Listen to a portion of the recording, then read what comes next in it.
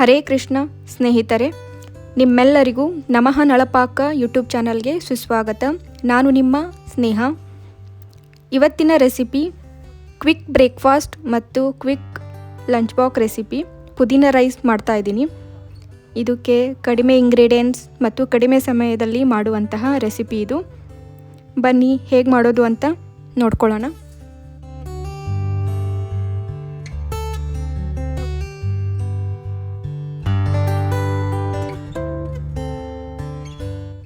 ನಾನು 1 ಬೌಲ್ ರೈಸನ್ನು 10 ನಿಮಿಷಗಳ ಕಾಲ ನೆನೆಸಿಟ್ಟು ಅದಕ್ಕೆ 1.5 ಬೌಲ್ ನೀರನ್ನು ಹಾಕಿ 2 ವಿಸಿಲ್ ಕೂಗಿಸ್ಕೊತಾ ಇದ್ದೀನಿ. ನಂತರ ನಾನು 1 ಬೌಲ್ ಪುದೀನ, 4 ಮೆಣಸಿನಕಾಯಿ, ಸ್ವಲ್ಪ ಬೆಳ್ಳುಳ್ಳಿ, ಸ್ವಲ್ಪ ಉಪ್ಪು ಮತ್ತು ಸ್ವಲ್ಪ ಜೀರಿಗೆ ಮತ್ತು ನೀರನ್ನು ಹಾಕಿ ರುಬ್ಬಿಟ್ಕೊತಾ ಇದ್ದೀನಿ.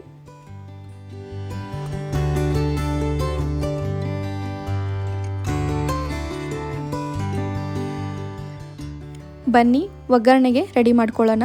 ನಾನಿಲ್ಲಿ ಒಗ್ಗರಣೆಗೆ 2 ಟೀ ಸ್ಪೂನ್ ಎಣ್ಣೆ, 2 ಟೀ ಸ್ಪೂನ್ ತುಪ್ಪವನ್ನು ಹಾಕ್ತಾ ಇದ್ದೀನಿ. ತುಪ್ಪ ಕಾದ ನಂತರ ಸ್ವಲ್ಪ ಜೀರಿಗೆ, ಸ್ವಲ್ಪ ಸಾಸಿವೆ, ಕಡಲೆಬೇಳೆ, ಉದ್ದಿನಬೇಳೆ,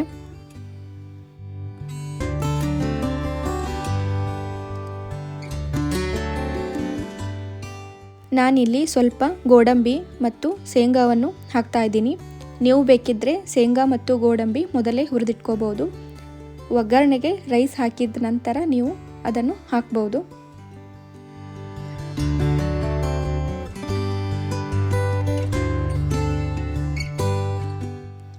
ಈಗ ಸ್ವಲ್ಪ ಕರಿಬೇವು ಮತ್ತು ಒಣಮೆಣಸಿನಕಾಯಿಯನ್ನು ಹಾಕಿ ಚೆನ್ನಾಗಿ ಹುರಿತಾ ಇದ್ದೀನಿ.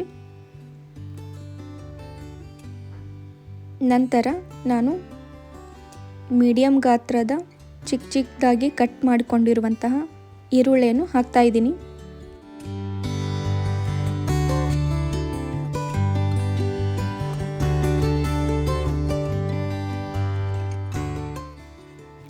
ಎಣ್ಣೆಯಲ್ಲಿ ಈರುಳ್ಳಿ ಚೆನ್ನಾಗಿ ಫ್ರೈ ಆಗ್ತಿರಬೇಕು.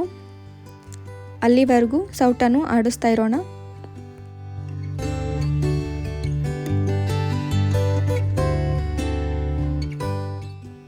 ಸ್ನೇಹಿತರೆ, ನೀವಿನ್ನೂ ನನ್ನ ನಮಃ ನಳಪಾಕ ಯೂಟ್ಯೂಬ್ ಚಾನಲ್ಗೆ ಸಬ್ಸ್ಕ್ರೈಬ್ ಮಾಡಿಲ್ಲ ಅಂದರೆ ಬೇಗನೆ ಸಬ್ಸ್ಕ್ರೈಬ್ ಮಾಡಿ, ಪಕ್ಕದಲ್ಲಿರುವ ಬೆಲ್ ಐಕನ್ನನ್ನು ಒತ್ತಿ.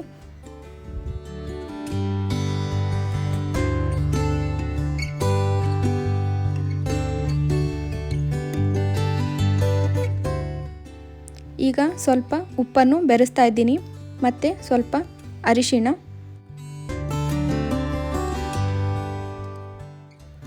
ಈಗ ನಾವು ಮೊದಲೇ ರುಬ್ಬಿಟ್ಕೊಂಡಿರುವಂತಹ ಪೇಸ್ಟನ್ನು ಒಗ್ಗರಣೆಗೆ ಹಾಕ್ತಾ ಇದ್ದೀನಿ.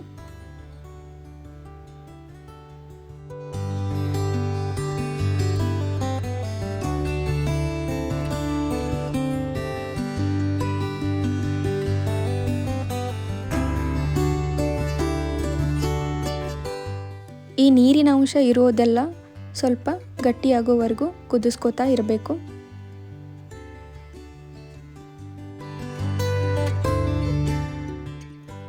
ಈಗ ಗಟ್ಟಿಯಾಗಿದೆ.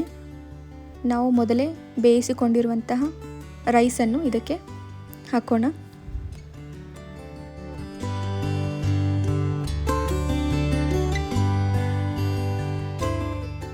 ಇದನ್ನು ಚೆನ್ನಾಗಿ ಕಲಿಸ್ತಾ ಇರಬೇಕಾದ್ರೆ ಸ್ವಲ್ಪ ಲೆಮನ್ನನ್ನು ಹಾಕ್ತಾ ಇದ್ದೀನಿ.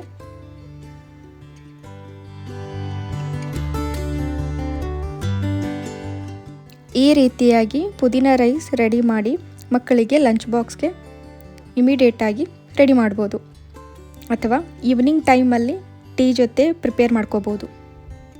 ತುಂಬಾ ಈಸಿ ರೆಸಿಪಿ. ಜಾಸ್ತಿ ಟೈಮ್ ಬೇಕಾಗಿಲ್ಲ ಮತ್ತು ಜಾಸ್ತಿ ಇಂಗ್ರೀಡಿಯೆಂಟ್ಸ್ ಬೇಕಾಗಿಲ್ಲ. ಯಾರು ಬೇಕಾದರೂ ಈ ರೆಸಿಪಿ ಮಾಡ್ಕೋಬೋದು.